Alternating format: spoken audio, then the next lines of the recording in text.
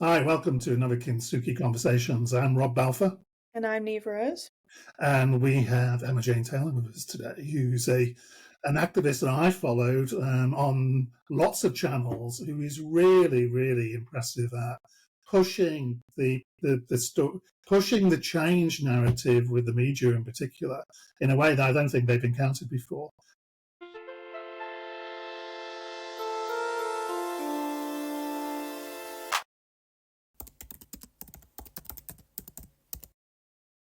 So I'll let you introduce yourself properly, and then we'll get into the chat about activism. Hi, Rob. Great to be here with you both today. My name is Emma Jane Taylor.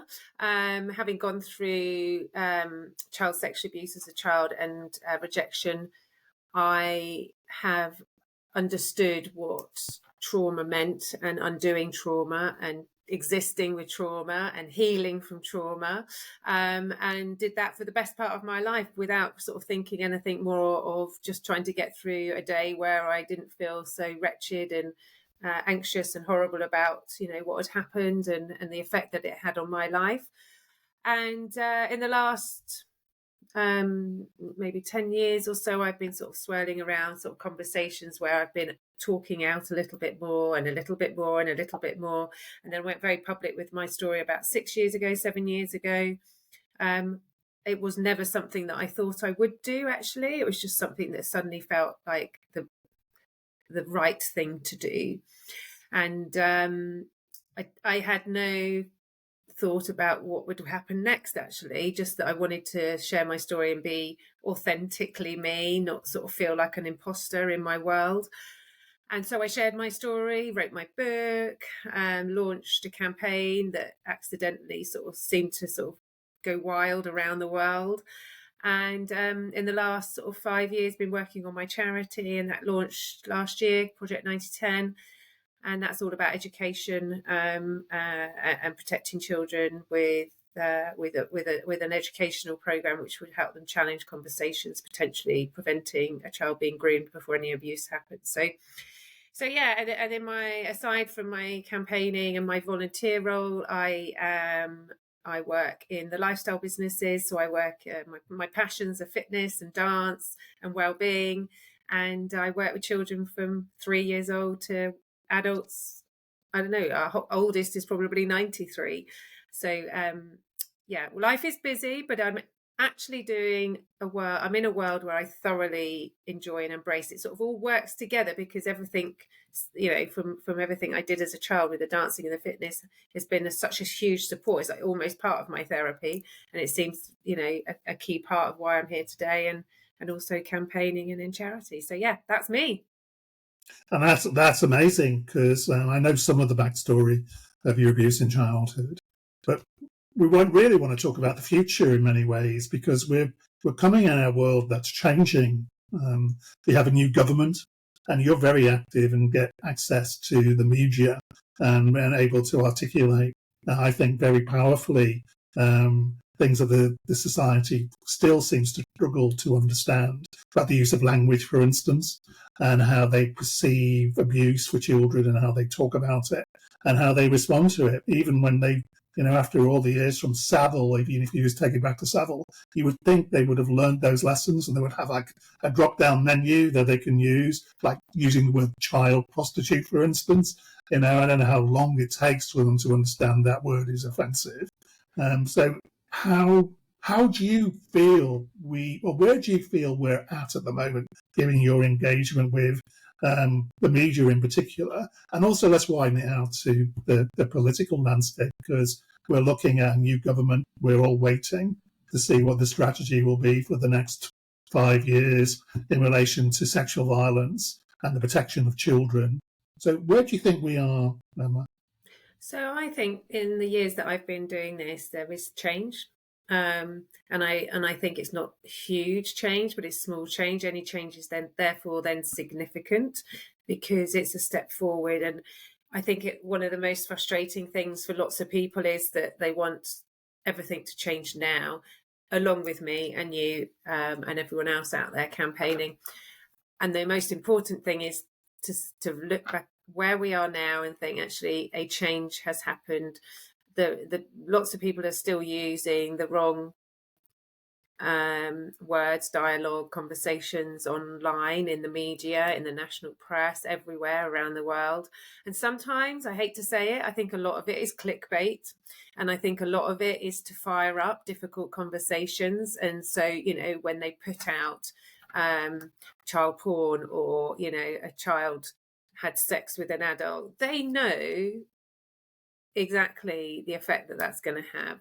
And that's pretty awful as well, because that's a society of survivors about to trigger and fall apart because of what they've seen written and what people are putting out there. So I do think there is a responsibility for the media to have a change, and that is coming a little bit. And I think, certainly from some of the conversations I've had, is that, a few years ago, they wouldn't have had me on any of the shows, but now they are.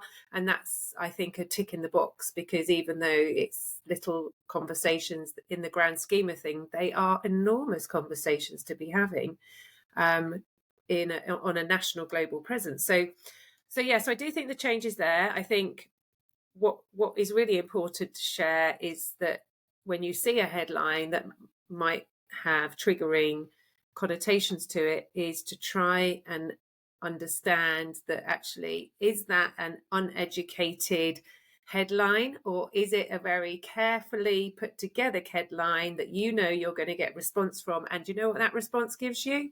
Gives you a presence. And often when you have the YouTube channels with stuff like this on, it gives them money. So you are paying into exploiting conversations that we shouldn't be exploiting. So I turn my comments off on my YouTube, because I don't want that. I want it to be, and in many ways it's a one-sided conversation, but I want to put my message out there without a ton of messages that will then exploit a conversation that I am now out of control with. So, but then you have the media who will want that, because, when they get 10 million likes, or 50 million people commenting, that's ching ching, right? Ching ching and that will line the pockets and keep them in business a bit longer. And so I think try to sanitize yourself when you're listening to some of those reports, and just realize that actually a lot of it will be uneducated conversations, but some of it is very clever headline and sensationalized headlines, purely for their pockets, not ours. I think the exploitation of trauma is an issue that I think society's going to have to face. I've kind of called it the weaponization of the knowledge. Is the more we shift, and it is a massive shift from 25 years ago. Talking to Neve earlier on about it, is when we just had analog telephone calls, and there was telephone systems where there was cassette players, and that was all that existed out there, particularly. And now we're in a very different landscape, 24-hour helplines, etc., etc. But the more the knowledge transfers to understand trauma, in my view, the more the risk is that people who are exploitative and abusive in all forms of dimensions of interaction with human beings will weaponize some of that knowledge to kind of bear bait, might be the way expression with survivors, because it's fun to do it. So you've got to be we've got to be wary of all that when we speak to people and go into the world, that everybody is our friend as a survivor, and that some of them, they may not directly go for us in a physical sense, but psychologically they enjoy, in my experience, is seeing whether or not they can trigger the responses, and they will exist within the media, within the political class, within all groupings of society. And I think survivors need to, my view of it, survivors need, as we grow and mature as a group of people, and we're seeing more and more, I'm sure you are, as Emma, more people from across the world, and it's been escalating for decades now, more and more people coming forward who are interested in being visible. And that they're going to need to get savvy about that process, I think. I think being visible is interesting. I realise you have to be seen to be heard, because there's a lot of people being heard there's a lot of people who want to be heard, but actually they're also too afraid to put themselves forward for all sorts of reasons that are Oh, yeah. perfectly acceptable, and support, and I support them with. But when you start putting a face to conversations, or your book, or your blogs, or whatever it is, it Yeah. becomes much more real, and then people can be drawn to you, good, bad, or indifferent. But there is now a person behind that. So when that campaign T-shirt went out, I was like, God, this is actually quite overwhelming, because it was, I don't know, millions of people were getting sort of behind it, and it's gone all around the world. But actually, it's about the future now, right? And if this can be part of a change for the future, then I will be taking my last breaths feeling like I've done the right thing. And that's a good legacy for me personally. Now, I know that there'll be people who would like to do that, but just might never feel that they can. And that's okay too. But by supporting you, me, other campaigners, charities, hopefully that you'll find some strength from that. And who knows what the future might lie for them as well. So, yeah, I think being seen is important if you're going to be a campaigner, but it's not the be all and end all if you want to support this conversation, because there are so many ways to do it online, by writing and so on and so forth. But I do think it's the connections that you make along the way which grow the conversation out, and get seen in ways that it might not have done when you were writing at home on your blog and only 2 or 3 friends saw it, which is better than no one. But actually, we want to get this on a grand scale. Yeah, it is getting that. It is getting that critical mass, isn't it? And it kind of gets there, and then it kind of loses momentum. And so coalitions of survivors is the way I think the future kind of coalition. I think the brain. I think it's amazing, and I've got 620 survivors in the Not My Shame Facebook page support group, and there's a lot of it's a due diligence before everybody comes in, and it's only survivors. Lots of people have wanted to come in who are friends of, or parents of, or children, and it's like, well, actually, the survivors decided they didn't want that. They wanted to be able to talk freely without someone saying, oh, so and so who said that, so we've had to sort of signpost all of the people who wanted to come in and support. We post them on to other charities and groups that are doing good work for families and friends. It's the most beautiful thing watching these survivors. Some don't really talk that much, some do. We have loads of different chat rooms, and they're all busy and they're chatting all the time, and gaining a great deal of support for each other. And that's, like you say, it's a coalition then, isn't it? It's a real big group of people. And at that point, supporting, not campaigning, they're supporting. Some of them are now, after like a year or so as support, are now coming on the campaign, and they feel comfortable to do that because they're feeling supported. But 2 years before, they wouldn't have thought of doing any of that. And that's really good, isn't it? And you've got to be safe to go out into the lion's den is probably too strong a metaphor for it. But if you are going to go out and sit with people who run systems, then you need to be feeling robust, because they are very, very good at talking to people. And often with they're not bad people, but they've got policies and agendas, and they have their own plans for it. So, and if you want to change or push against that, then you have to be willing to kind of be an agitator, because you have to, in the kind of sense of you have to rock the status quo, because that is the way things change. Some people do that gently, some people do it less gently, and I probably put myself in that kind of less gently box. But we are who we are, and we come from the backgrounds we come on. We stick to that kind of script, and mine is very much a kind of working class union script. So I kind of work in that kind of space. But I think you need all forms of agitation. I think you need to be working at all levels, and because the system will resist change. It's kind of booted. It's programmed to resist change, and to push it, you need to be kind of giving it lots of tensions at all different types of levels, because that's what will drive it in the end.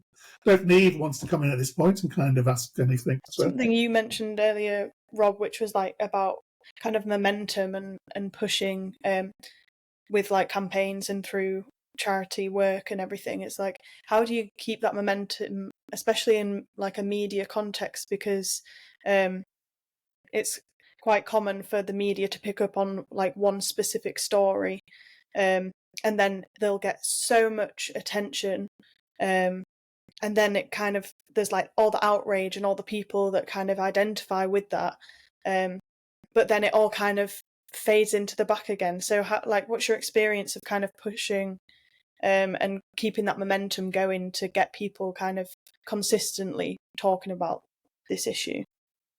I think a change happened in the BBC. I forget how long ago, it was around 2012. It's when the Savile scandal exploded. A lot of people, I mean, we're not far from Leeds, and I used to work in Leeds in the 1980s and the 90s, and I knew people who knew Jimmy Savile. I didn't know him personally, but the people I was in business with during those ages, they kind of all knew him. He was very kind of well known across the business sector, in particular in Leeds. And he had a reputation of liking to go to the discos because he liked young women, and never heard anyone say he liked 12-year-old children, but that wasn't particularly articulated. But he was seen as a medallion man in the discos and the nightclubs that existed in Leeds, so he liked young women in particular. So, but that was it. So he was seen as a little bit dodgy and stuff. So kind of people kind of just smiled and joked about it and done the stuff. But I think when that happened, it triggered other things that happened with the BBC. And there was a guy who actually comes from my background in one of the children's homes in North Wales, and he was brought onto Newsnight, and he made allegations about senior members of the Conservative Party, and he'd been shown photographs and he'd identified them and stuff. And Kirsty Walk, I remember Kirsty Walk interviewing him, and they made a deep dive into that kind of conspiracy that was hidden. And then it turned out that he'd actually been shown a random photograph by the police officer. He'd had lots of mental health issues, schizophrenia had been diagnosed, whatever that is. And he kind of, he completely collapsed. And the BBC looked as if they'd gone down some rabbit hole without checking everything. And then I think since then, this is my observation of it, is the BBC in particular, given the Savile stuff and the reports, but in that interview, because they'd gone down the rabbit hole without truly checking what had gone on, I think, they've stepped back from it almost completely. It's almost until you were appearing on some of the programs recently and some other people, it's almost like they didn't see those stories even if they emerged again. And I think you can trace it back to that moment, is that they were so good. Newsnight was, it's kind of reduced now to like a sofa chat program. But before, it was like really analytical kind of journalistic kind of deep dive into things. And at that time, it was very, very much so that. And I think that really embarrassed them. And they've got into that. And I think they've been resisting these stories ever since. And I think that was an opportunity for managers in the BBC to kind of play along with that, because they just wanted it all to go away because it embarrasses them. And we know celebrity, we can see it with Al Fayard, we can see it with lots of other stories. Celebrity kind of gives excuses for people to exploit those who work around them, and you do that in a sexual manner often. Yeah, and I think, if you talk about the sort of momentum and as a campaigner sort of keeping going, which is I think what you also asked there, was one thing I've learned is if you're campaigning against a story that breaks on a Monday and it's all over the media and you're responding to it on social media or however, along with a billion other people, and a lot of people will get frustrated that either they're not being heard or they're not being seen at that point. But you can't lose hope on that Monday, right? Because when the next story breaks, maybe on the Wednesday, people, if you're responding to that, people might be reminded of the fact that you were campaigning on the Monday about a similar story. And that's now forgotten because they've now moved on to day 3. And then if we're on day 5, say the Friday, well, someone might say, well, actually, that was the girl who was campaigning on Monday and Wednesday. Actually, she makes a little bit of sense. So let's have a look at that and, let's sort of consider her. And so, whenever I campaign, obviously at the moment it's been the Hugh Edwards campaign, we've had the Vandervelde campaign, obviously right now you've got the abuse story with the Al Fayed going on as well. You've got to remember that those stories at that point are hot potatoes, and the next day it'll be someone else and someone else. So if you've got a moment to say what you really, really feel is important to say it. But don't get lost in it. Because if you get lost on that day, on that one story, you're going to drop the balls as they come in as the week goes on, because every day there's a story. And if you're already still lost in the one that's happening on a Monday.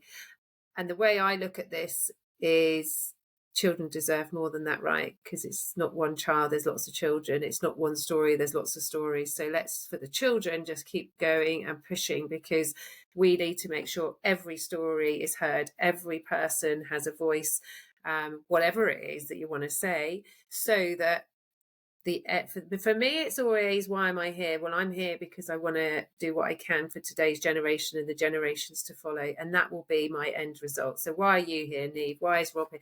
What is your, it's looking at that end result. So, when I speak on this subject, what do I want my audience to hear? So I start at the end. So the end result, always start at the end, and the bits in the middle will fill in quite nicely for you.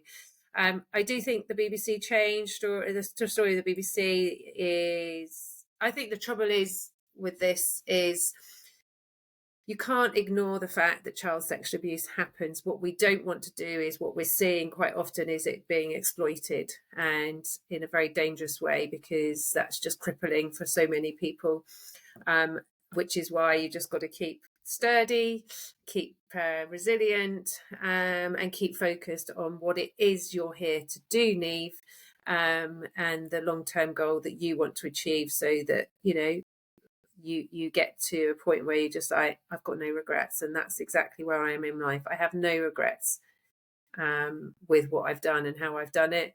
And if people don't like me being outspoken, they can turn off and find someone else to follow. I'm not going to lose sleep over that. I know that I'm just doing the right thing for me and my journey. So, I'm a big fan of an American psychiatrist called Dr. Judith Herman. And Herman wrote the seminal work called Trauma and Recovery. And in that kind of work, she describes the process of recovery for survivors that she's observed over nearly 50 years working with trauma in all forms, is that for some of us, not everybody, but for some of us, and I suspect me and you are very similar on this, for us to complete the journey, we have to be changing the world as well. We can't just change ourselves. We have to change the world. And she says that's a legitimate recovery step. It's not for everybody. You don't have to do it. You don't have to put yourself out there. But for some of us, it completes us. It means that we can end our journey having attempted to change the world in which we were trapped in as children often. Yeah. And that's important to us. So we shouldn't expect everybody else to do that. No. But one of the things I think, Emma, is really, you are doing it, I've done it, is that we probably use our own resources. I bet you use your own resources for your campaigning. I certainly did when I kind of started. And,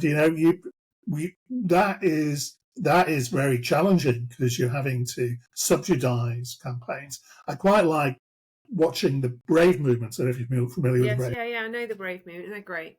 I think it's really great. And I think, they've luckily, they've captured lots of funding. But what that's allowed them to do is what we need to think about doing as a survivor kind of diverse community, is finding the resources to create the campaigning machinery that they've created.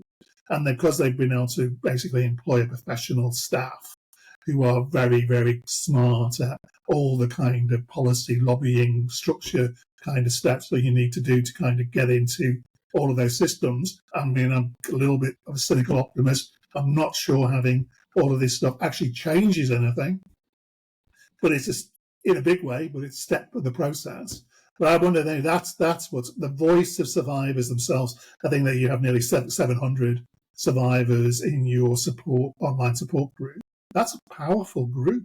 I mean, that's one of the biggest groups, out there. So there are bigger groups that are international, and yours is international, I'm sure. But that's actually quite a big group of people and as a voice, and gives you a lot of kind of legitimacy, to actually speak. You've got legitimacy as an individual, but if you've got a group of people behind you like that, then that's even more kind of power. Because I think that's what the system needs to listen to is the voices. They say they do, but I think they're only listening to the part of the voice they want to hear, and actually they need to hear it all. And that's why you need the momentum of the Brave movement kind of resources. Don't have to do it the way they do it, but you kind of, I think that gives an advantage. Absolutely, 100%. And you kind of, when I started this journey, I had, like I said, if someone had said to me in 8-9 years time, you're going to be heading a group of 600, 700 survivors, I'd have been like, get out of here. That's not what I want, because I just couldn't think I could face that as a person. I was healing myself enough to sort of feel like I could speak about it, but I didn't feel like I could be friends with survivors of child sexual abuse, not because I just think I was too awkward and uncomfortable with the conversation myself. How could I be friends with someone who's gone through something so horrible? It felt uncomfortable. Now, like, I couldn't imagine not having them in my life, because they are the most beautiful people. They're so generous. They're so kind. Some of them are coming to my wedding. So you realise, actually, it's a journey. It's a journey. It's a journey. Now, had I not started speaking out, I wouldn't be here today talking to you guys. I'd still be living as an imposter in my own world, bumbling around, trying to make sense of stuff going on in my head. Like, letting that go, undoing that, being with people who have become really good friends.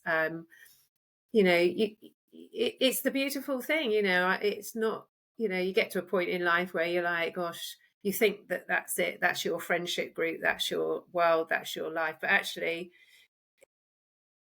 this magical sort of twist and turn of this journey that I'm on now is maybe the most beautiful thing I've ever done in my entire life. Every day feels like it does feel like a good day. And, even if it's not, it feels like it's a good day, because I feel like I've got myself armed with many coping mechanisms to cope. And of course, my journey fuels my campaigning. It powers what I'm doing, because I have a journey that I've understood was wrong. And that's why I'm here, but that's why every campaigner's here, right? And we're all there's very few campaigners out there who are doing it because they've not gone through this. Most of them have gone through this, or they know someone who's gone through this. So there's been lots of twists and turns over the years, and now sort of really to be with people who continue to make that change, and that we're also confident each other and have such a good relationship and trust that, I always say to the group, because sometimes there are like disagreements, and I'm like, can you please just agree to disagree? There's enough hate and hurt and upset outside of these conversations from people who don't know. We at least have some kind of understanding of what this all means. We won't obviously personally know, because it's all very personal. But if you get to a point where you can't get through it, we have a moderator system that just says, can you now please stop and agree to disagree? That's it. Because why? We don't want survivors fighting, right? We're supposed to be on the same side. And I think we have to remember that we're also human beings. Human is the first thing. I always say human, you're human, and also family first, right? Family first. Look after you, look after your family, look after what you need before you start work, business, before you start doing anything. Because if your resolves are weak anywhere else, you really will struggle putting anything out there, or campaigning, or even supporting other people, because it can be quite difficult supporting someone who's gone through such trauma, and if you don't have an understanding of your own trauma, you need to stop I have told some of our group, just stop, go and just have some time on your own, and we'll support as much as we can, but just focus within, and actually that's been a lovely thing for them to do. It's difficult, really, because I mean, you have to get to the stage where you see yourself, because at times you just see yourself as a survivor, in my experience. And it's getting to the stage where actually you start to realise the kind of byline we use in our adverts, which is you are more than the experience of childhood sexual abuse or sexual violence. And it's very hard when you're kind of in that emerging kind of processing and disclosure moments, and they can last for years for some people, is to see yourself beyond the dysfunction of somebody else, because you're trying to make sense of your own dysfunctional coping, often through drugs, alcohol, or whatever else you've kind of found yourself having to navigate. And it's hard to see you're any different, but actually you're far more than the experience. You're an artist. You're a kind of, you can sing, you enjoy things, you do all these things. You're a human being. This happens, unfortunately, that you've had to experience somebody else's deep dysfunction that was placed upon you, but that's not who you are. It's No. who you are is that human being.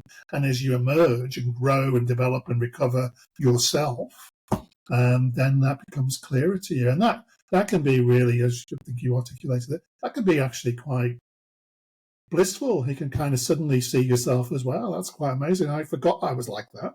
I forgot that existed. Yes, I think, but remembering you're human, for a big part of my life, I was a victim. And then I became a survivor, and then actually there was a spate of years where everyone just wanted to talk about my story if they interviewed me, and it was like, it does get to a point where you're like, okay, I don't mind sharing my story, but I want to do so much more because of my story. And so, but I had to go through that. Like that, it was like a bit like going through treacle. But now I'm at a point that I'm able to be, because of my story, campaigning and making a bit of a change. So, the invites that I get on, they might just touch on the fact that I was a survivor. And that's actually, if anyone wants to know my story, it's out there. I mean, it's everywhere. But now it's a bigger change because I'm able to sort of come forward with a different conversation and be a commentator and challenge different conversations. But one of the things I have in some of my bios on some of the professional profiles is being told I was a failure and the girl going nowhere at 13 years old by my headmistress was not an ideal start to my young life. But they are words today that have impacted and powered my entire world. I was never a failure. I was never a juvenile delinquent, a badge that my juvenile psychiatrist pinned on me. Yes, I was very troubled, but I was not a delinquent. I was a victim of child sexual abuse. And that is where a lot of these conversations need to return to. There are people who've gone through trauma and horror, and there's no one understanding that enough in the worlds that we need to understand, political worlds, for an example. So about 50, sorry. Even medical worlds as well need to understand this better. But certainly politically, it's sometimes I feel like they think, just get some therapy, you'll get over this. And it's like, no, people won't get over it because this ruins lives. That's why perpetrators need to go to prison forever. And what compounds the criminal acts that are committed against us is society's responses to it. And I had breakfast nearly 15 years ago, it's 15 years ago, with the guy who created in Canada what's now White Ribbon Campaign. And that came out of an horrendous domestic or murder for somebody on a Canadian university campus. And he was sitting down with him, and I went and did my story thing, because you kind of have to do your story with all the photographs of you as a child and stuff. And I was having breakfast with him the next day, and it was all finishing with them doing the Highlands with his wife. And he said, it was really good. He says, but you want to stop doing it? I said, what do you mean you want to stop doing it? He says, you want to stop telling them your story, give them an A4 piece of paper with it on, or a link to a website, and tell them what happened afterwards. Tell them how the system responded to you, how society responds to disclosure. Tell them why it matters that they change. Not your story, because that's your story. Tell them the story of the campaigning and the change and the lobbying. tell them how difficult it is, and tell them the responses that you've received, because that's the story they need to hear.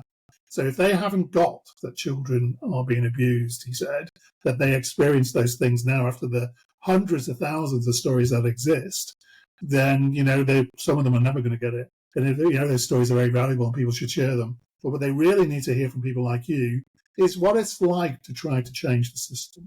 And that made me sit back. Not often I sit back from a nice Scottish fried breakfast, but I had to sit back. And it was and it just suddenly dawned on me that what he was actually saying was absolutely right. And he had lots of experience, really nice guy. And and since then I've tried to live to that. Is rather than tell my story, so I'm asking you what my experience is now. I kind of don't, to be honest with you, I don't even really think about it anymore. I've reached No, I don't either. I don't really think But I about also it. sometimes I have to, you are that. My story is why I'm here, Sure, yeah, and it is important. sure, yeah, But like you, I want to be, I'm like, I'm on a train, right? I want to keep going forward, sure, yeah, and obviously not. I wouldn't have been able to share those stories a few years ago, and I do have a disclaimer against, some of the stuff, because I really think it's important for people to know that I haven't achieved what I have to date without a lot of therapy and support.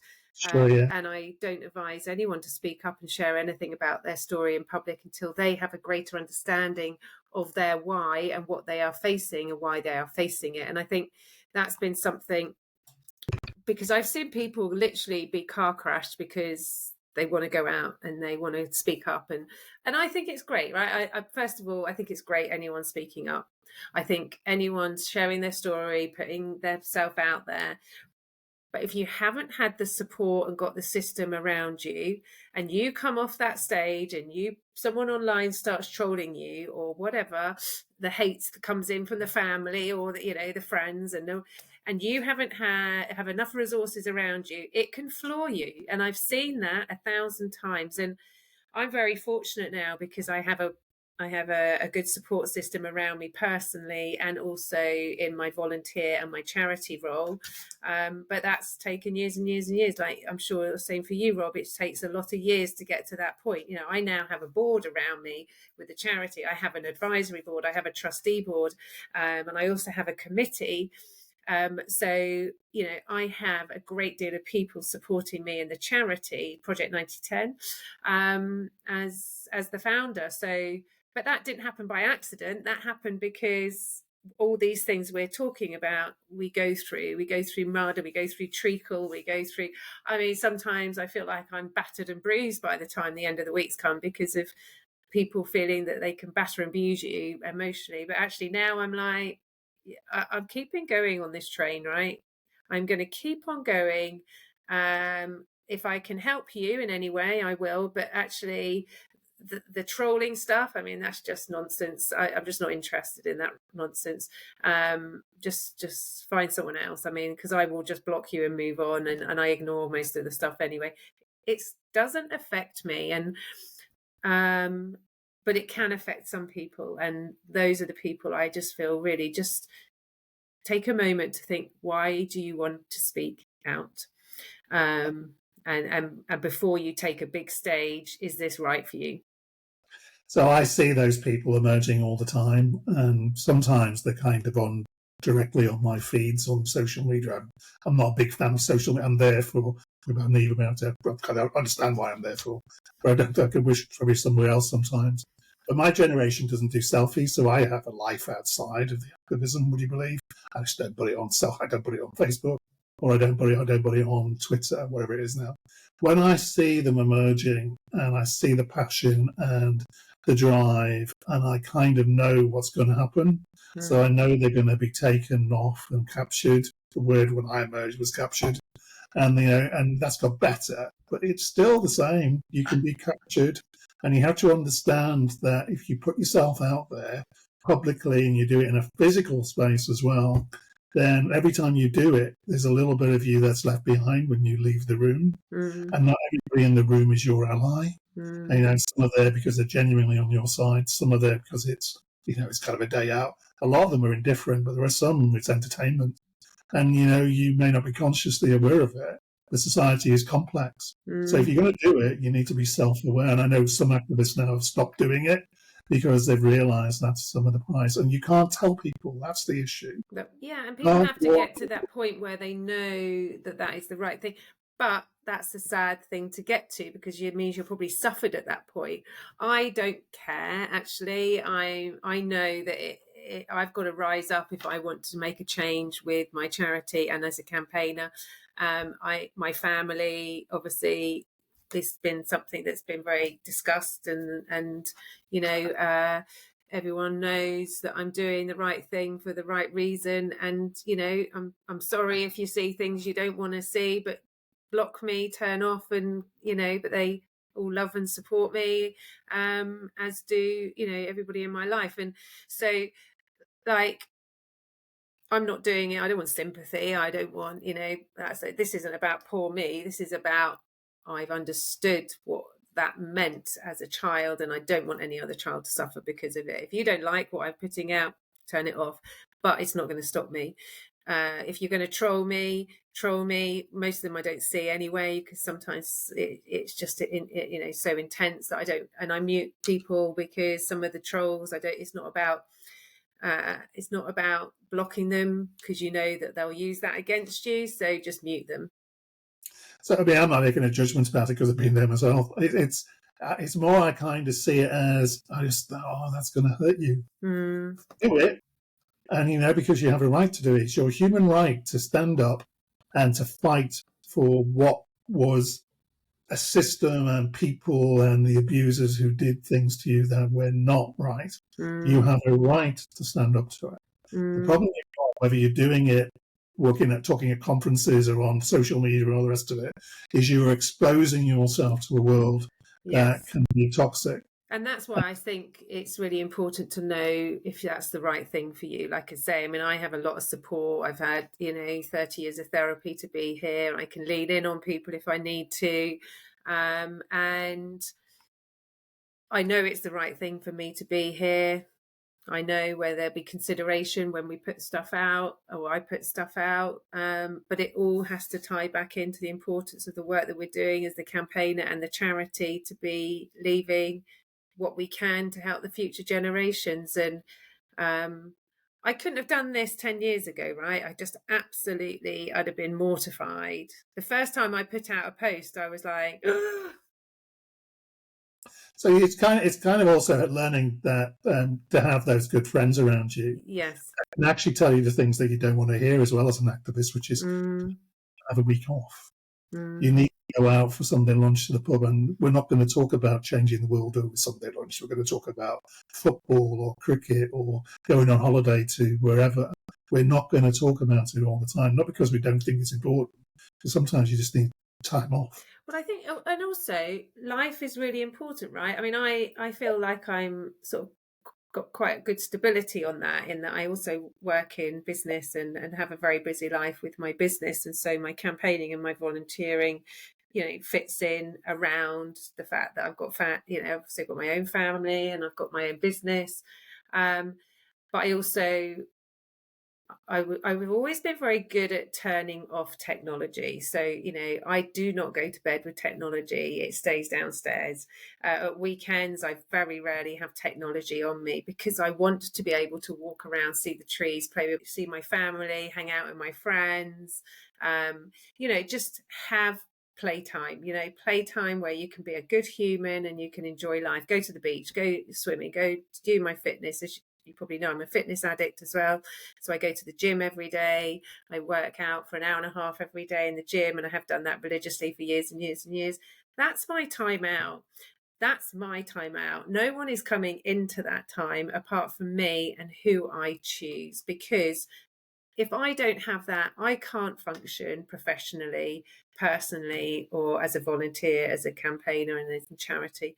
So it's about understanding that, and that's taken years to get to that point. It's taken years and years and years and years to get that point, because when you've been out of control, as we have from a young life, that is your lesson. You're out of control. Life is out of control. Everything's out of control. You know, the only control I had when I was about 13, 14 was when I became bulimic. The only control I had, when I was 12 was I could light a cigarette or I could drink a glass. So my control was toxic control. But later on in life, you realize, actually, I don't want any of that. I want self-worth. It's all about self-worth. So a lot of my brand and my focus with my business is about self-worth, because I've learned that. And I share that with anyone who wants to hear that story. But it's really important to switch off. And I think whether you've gone through difficulties or not in life, it's really important to switch off, because life is so very short. And in the last few years, I've had to say goodbye to some people who I love deeply. And you realize that there is only one way here, right? And let's hold on to that, because in the time that we have, you can make an impact as the person you are with what it is that you want to work at, campaign at, do personally. There is so much you can do to impact this world. Just be clear about it, but be clear about it before it's too late, because, like I say, there's only one way here. Be very clear about that. And I will be very grateful to the people who I've loved and lost for giving me that strength and hope to know that if it doesn't work that way, try another way. There's always a way forward.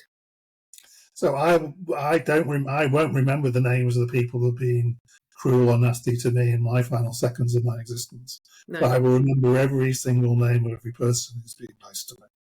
So I know. Oh, that's lovely.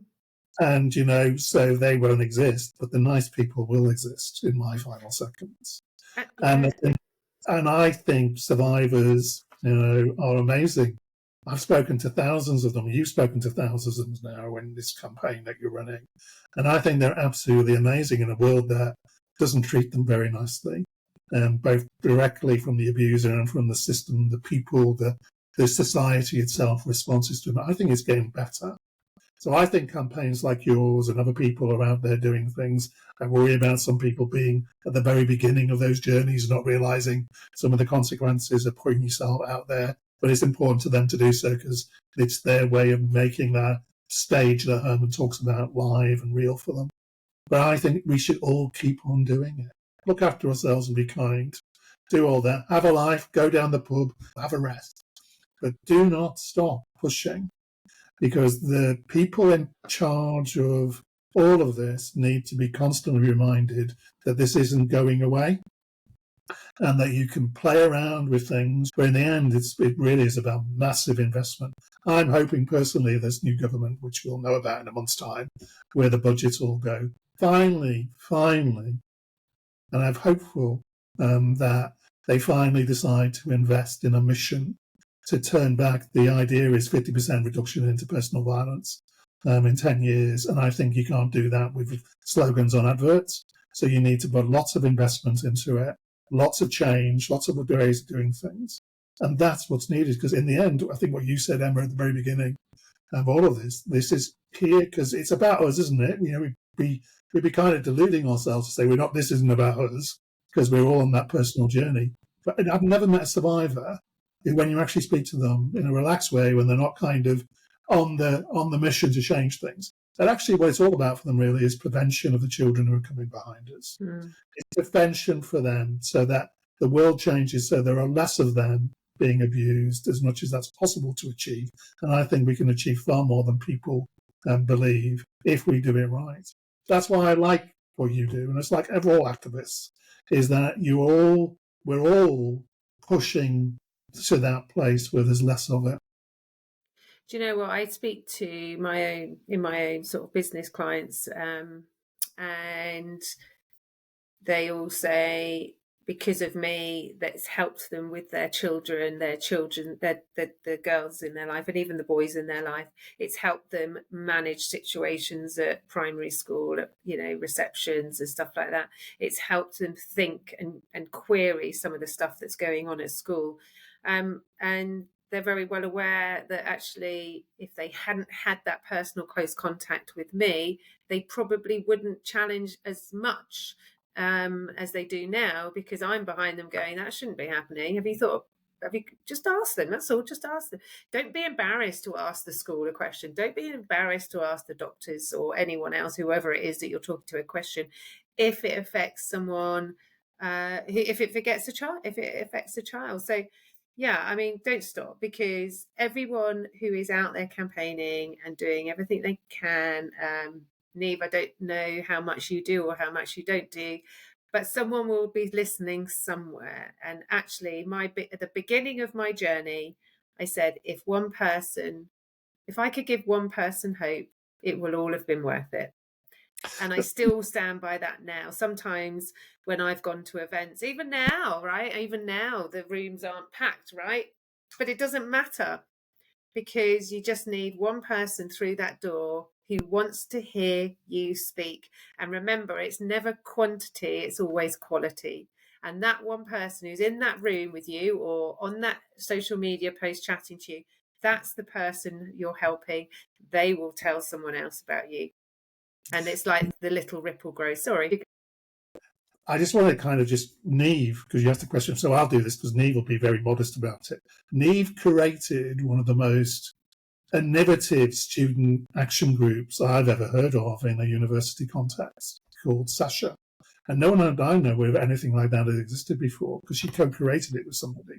And it's growing and developing. So Neve, and that was about raising awareness on university campuses about students' experience sexual harassment.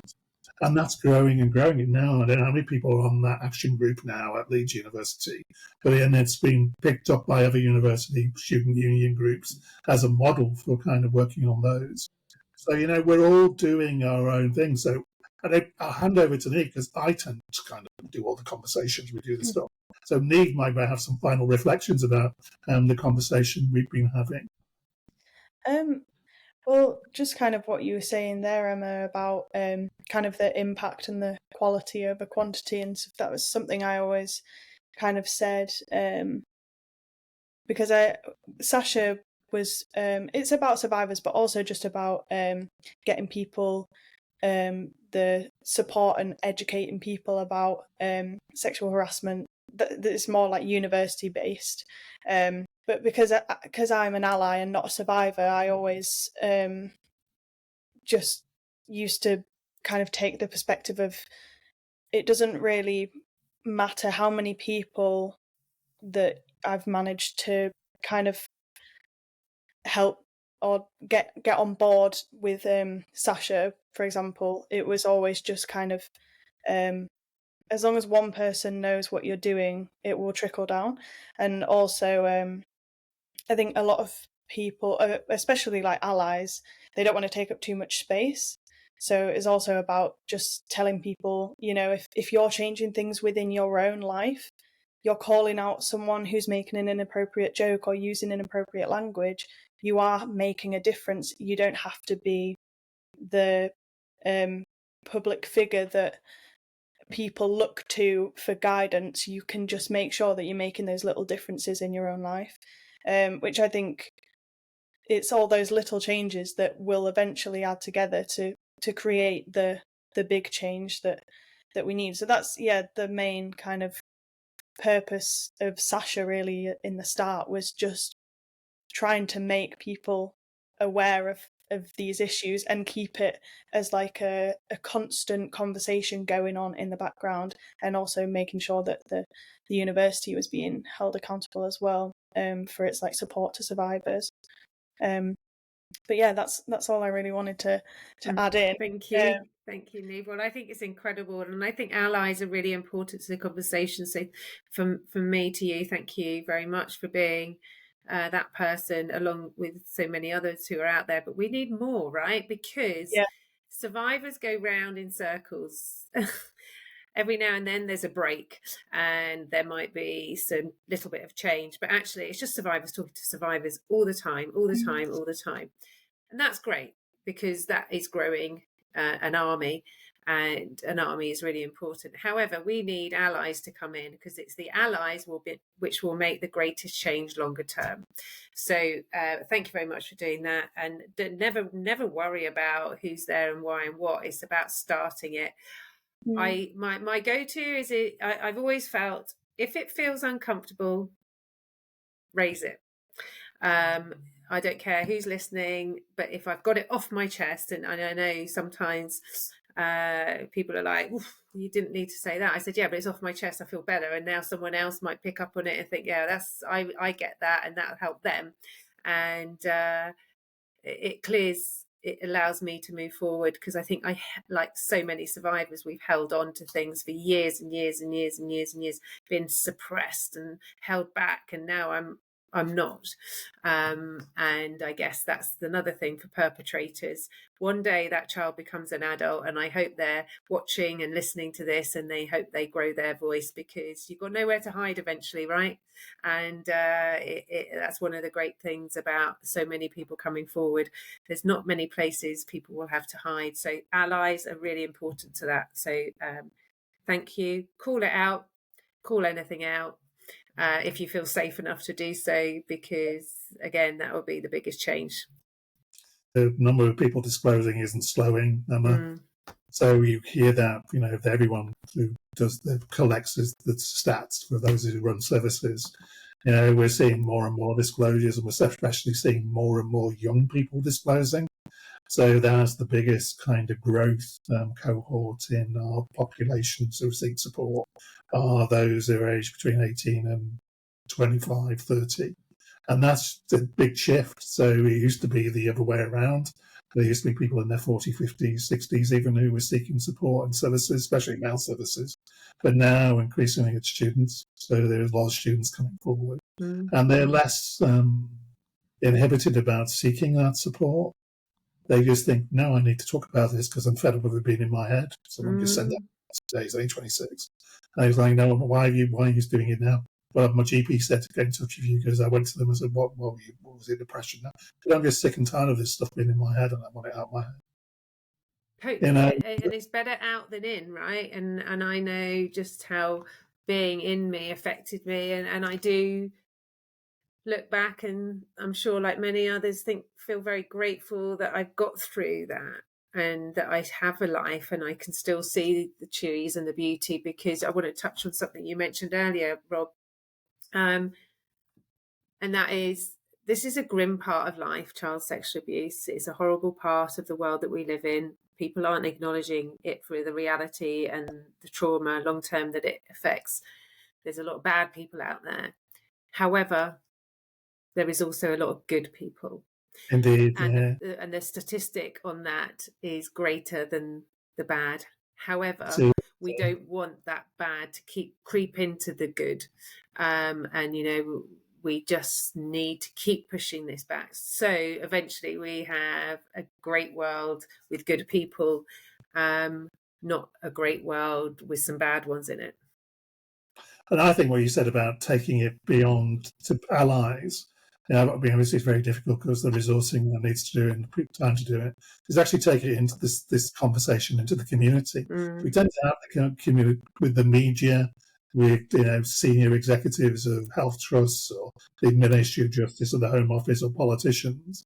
But actually the real conversation, rather than the explosion of a Hugh Edwards kind of scandal, is actually the conversation we're having, and actually have that with the community itself, so they can begin. And most people, as you're rightly saying, are good people, and they kind of get it. They know people in their own connected networks who've experienced it. They're just not connected to all the other bits and pieces, and actually take it. And they will be the most powerful allies, because they get it. They don't need to have degrees in psychology or any other subject. In fact, that in some ways, it actually makes it easier for them, because they don't have to filter through all the theoretical kind of debating stuff that goes on. They can go straight to it. That's a human being who's been hurt, and that's why they're acting the way they are. And they get that. Teenagers get that at schools. You can hear when you talk about it, they'll say, "Oh, they haven't got any disorder. They haven't got this. What they've got is they just had a bad childhood, and that's why they're not happy." And they get it. They understand it. It's just as we get older, we kind of layer on all these categories and different things to kind of think, oh, well, it's this thing and it's that thing. And actually, humans get other humans and why they're not kind of happy. And I think we take that story. It was a very difficult process to do, because it's not going to be, kind of a big way of doing it. But maybe it's on its way. Maybe that's where the answer lies, is in the community itself and with people. and then systems will change because they respond to the community rather than kind of constantly being agitated against. And we're all doing that work. Every survivor on Twitter or X, or whatever it's called now, Facebook, Instagram, I don't do Instagram, but all these other things, every single, whether you have a pseudonym, whether you have this and the other, as long as you're being constructive, honest, and authentic, rather than trolling people and putting people down because you're acting out, as long as you're kind of pushing the story forward and helping that story to grow, then you're an activist who's changing the world. Whether you're in Parliament talking to the ministers or whether you're on those social media platforms in your own little way or your big way, you are changing the world. I think that's a message that's really important for activists, that they are changing the world. But it's a tough climb and it will take time. It's not going to shift quickly. But it has changed massively in 25 years of my time. It is a whole new world. I would be wrong to say it wasn't. But it has so far. So the Hugh Edward thing tells us how far, and the Al-Fayed thing tells us how far we still have to go. I'd rather be exhausted at the end of my week from trying my best in everything that I do than be exhausted from being horrible to people. Absolutely, yeah. And I think so many people could swap around their lives a little bit if they started to realise the energy that you get from, the good energy you get from the good around us, even on the difficult stories. But you're doing good. Keep it in that pace. Keep it forward, because that's how we're going to change the world. Love will change the world, not hate. And not everybody's going to agree with you. It doesn't mean to say you're a bad person or they're a bad person. No. It means you have a different perspective about it. And, and that's a good thing. Diversity and different perspectives is healthy. It's when you start attacking each other because of those, you have to kind of ask. And sometimes you need to stand your ground, because that's reality. But often you don't, because often it's just somebody's opinion. I think also that in those conversations, and I've seen it sometimes in this world of, I think not everyone has behaved as they should and could. And there is a lot of hurt, there's a lot of anger.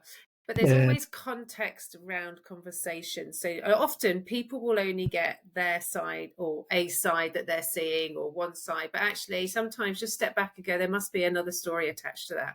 There must be a bigger picture, because, that doesn't feel right. And actually focus on that. And actually, once you can focus on that, you can move forward and help other people. You start getting involved in conversations that you haven't heard both sides or the context of.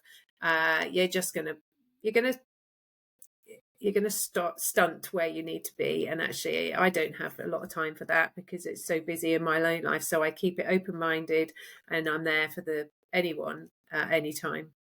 And it gets in the way, because in the end, it doesn't matter what service you are, how active you are as an activist and all the rest of it. Nobody can change this story, the bigger story of society on their own. It doesn't matter who you are. In the end, it will only change when people work as collectively together as they can, because that's power.